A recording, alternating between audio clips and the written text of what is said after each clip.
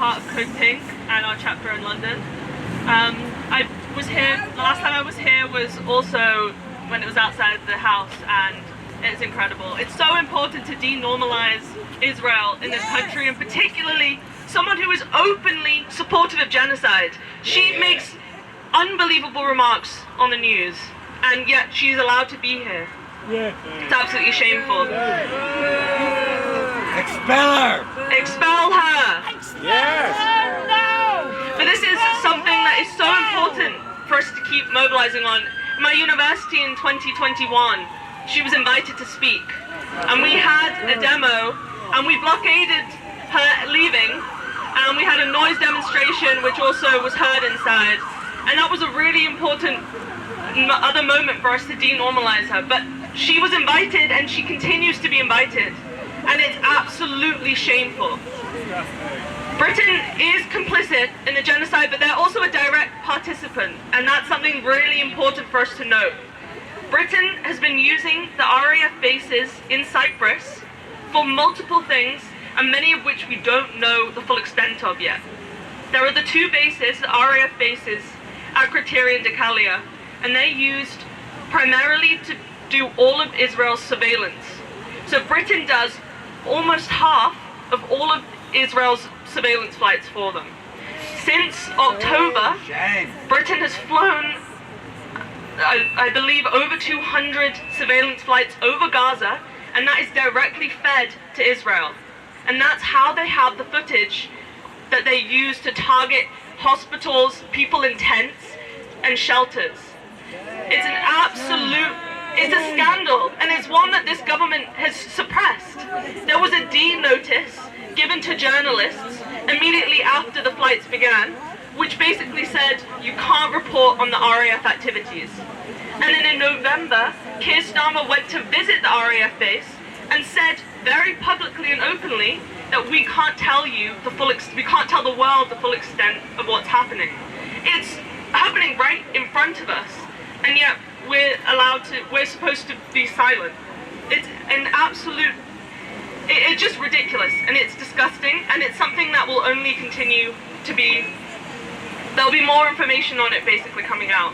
And so this is a campaign that Code Pink in Britain are going to be working on, is trying to do some public education on these bases, and to really emphasize the point that Britain is a participant. Without Britain, the surveillance that Israel uses would not be possible. But not only that, there are weapons transfers that occur using flights from this base. So to go back, Cyprus is about a 30-minute flight from Gaza, which means that without this proximity that Britain has, because this is a colonial base, that occupies Cyprus to this day, and it's something that, again, the British public aren't aware of. And so, not only are weapons transfers being used from the island, but also US Special Forces and an unknown number of soldiers. There was a flight just yesterday using a plane that can carry 113 soldiers. But there is no information on this, and the UK government does not have to tell us. It's shameful. So anytime we talk about Britain and Britain's role in the genocide, we have to emphasize that they are a participant. Without Britain, Israel could not have committed 15 months of an accelerated genocide, and a genocide that is continuing to this day in Gaza, in the West Bank. And until Israel stops occupying Palestine, we have to take action in Britain, in the Imperial Core, to free Palestine from the river to the sea, without question. Thank you.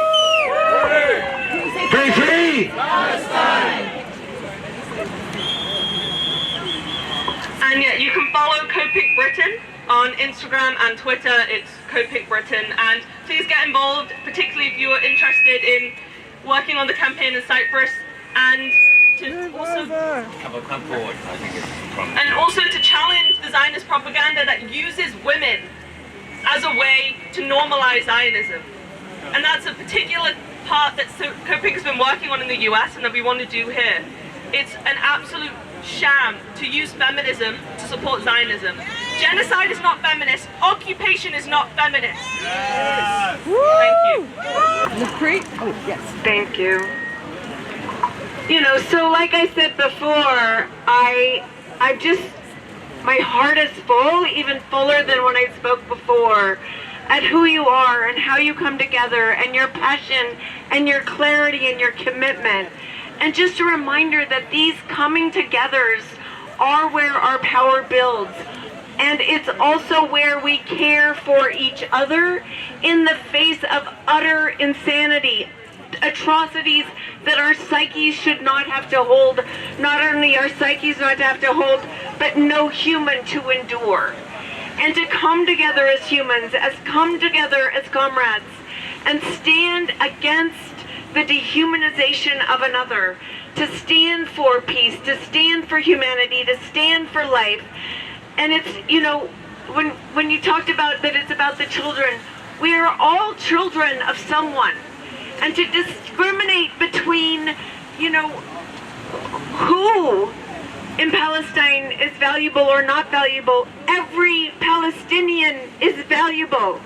Every life is valuable. And that we cannot allow the dehumanization, we cannot allow this violence, to stand together, to be here together in the rain. It matters to life. It matters to others. So my heart is full of gratitude for each one of you, for all of you that come together from the places where you know life, where you know love, where you know connection, and where you will not stand for what is happening on this globe. In so many ways, as our sister just said earlier, that we, the people, we look at the insanity of the people with power. May we be reminded that we are the power. We are the majority.